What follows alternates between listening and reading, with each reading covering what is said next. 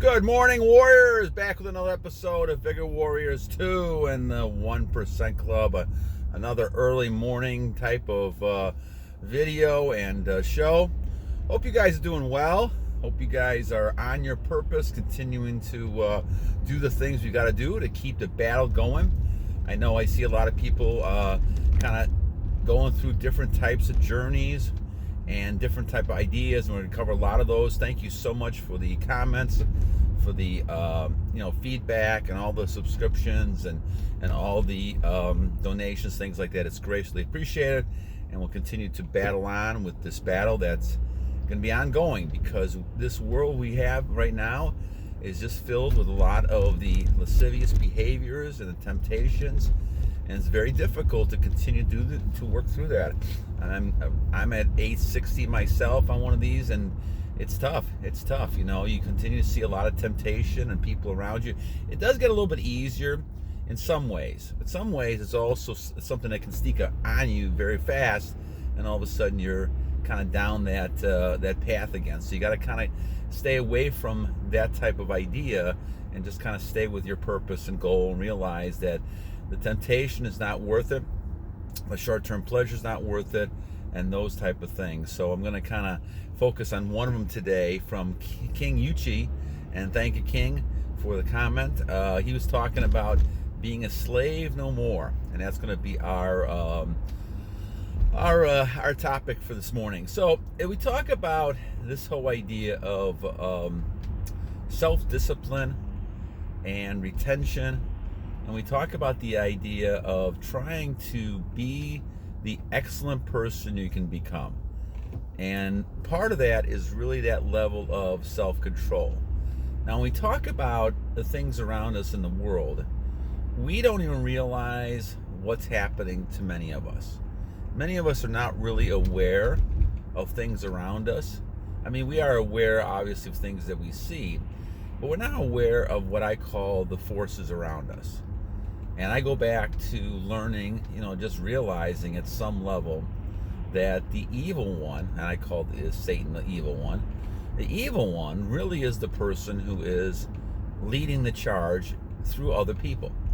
I don't think anybody particularly is good or bad. I think there's lots of people who have good hearts, and there's people who have, hearts that are confused.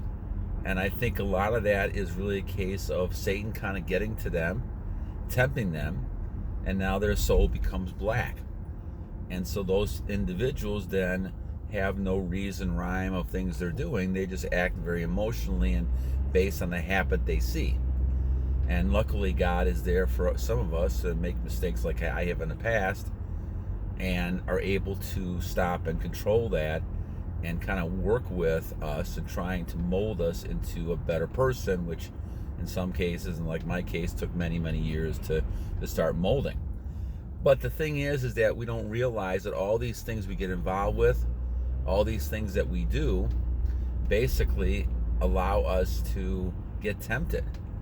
And so, as King Uche is saying, we've been a slave, not even realizing it. We feel like it's going to be something that is, right in front of us, but it's really not right in front of us.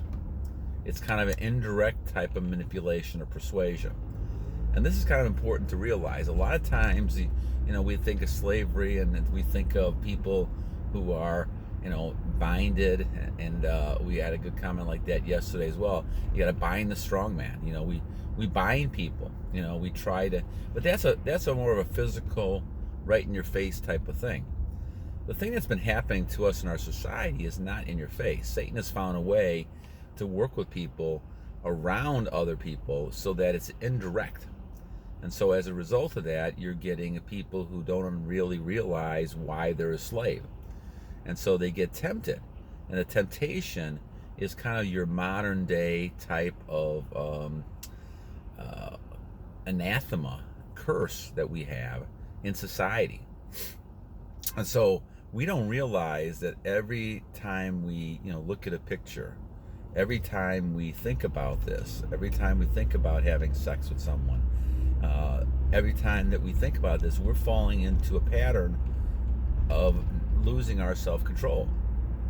and we're basically being a slave. And it's the same thing with any sort of addiction.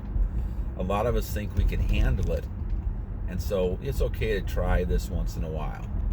Try gambling or try, smoking. And some of us are better than others with some of these stuff. I don't drink, I don't smoke, and so I don't do a lot of those things, but the influence is always there. But the thing is that you have to kind of realize that there's a danger in becoming addicted to whatever you're looking at.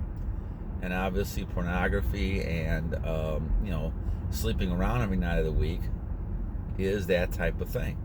It is a very highly addictive type of thing. Anything you learn, by the way, habit forming takes you only about 3 weeks.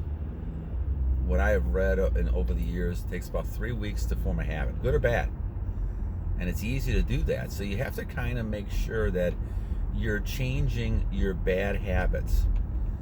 And King Uche is saying that this retention does that. And I agree with him 100%. So a shout out to you, my friend. That's why you're the king.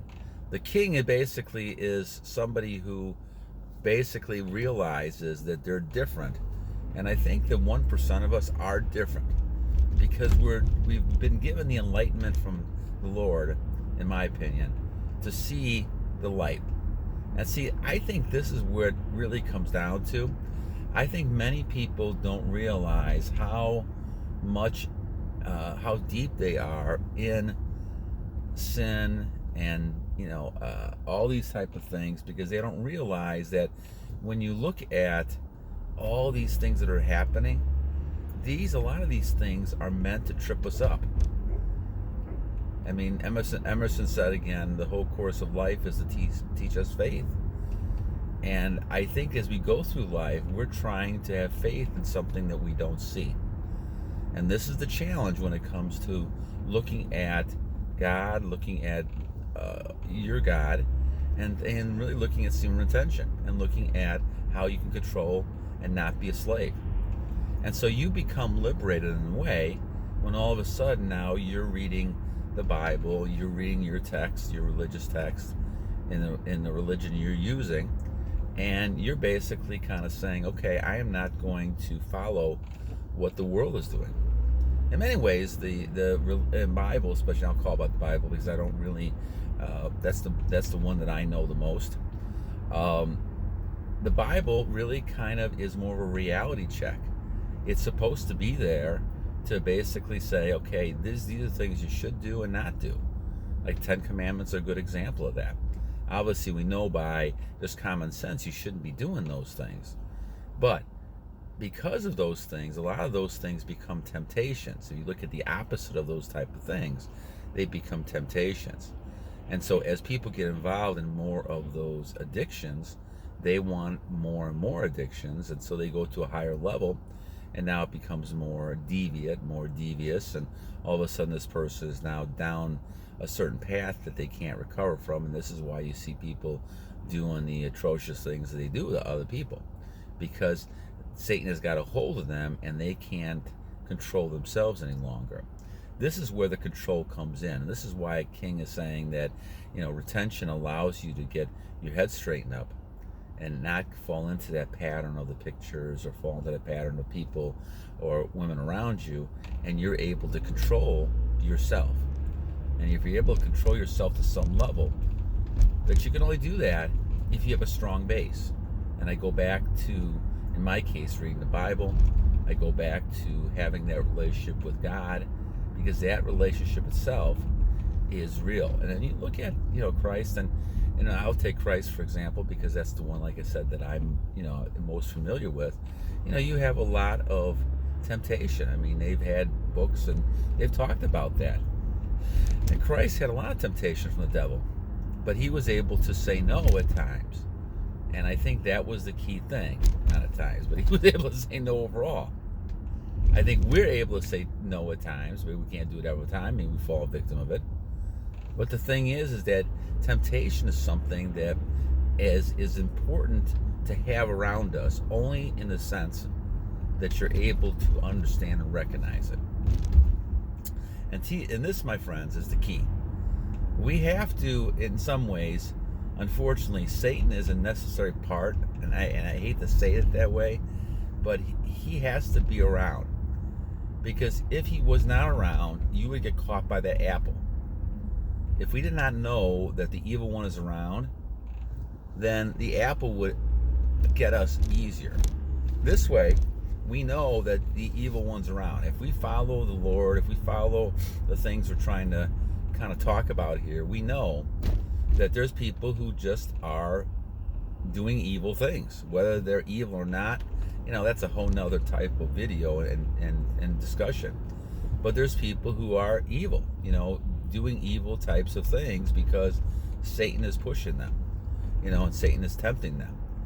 But the thing is that if you're strong within your beliefs and within your relationship with the Lord, well, now you're in a whole different type of category. You see the light. And this is why we've been given the light about semen retention.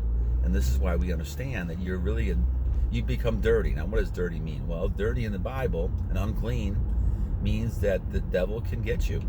The devil can basically kind of put his claws on you and change you and get you into those patterns of behaviors. Well, now you can't recover. And I've been close there. Years ago, I was very close there. So, I understand what is happening here and what we're trying to prevent.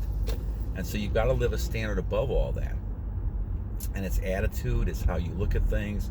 You've got to keep fighting that battle.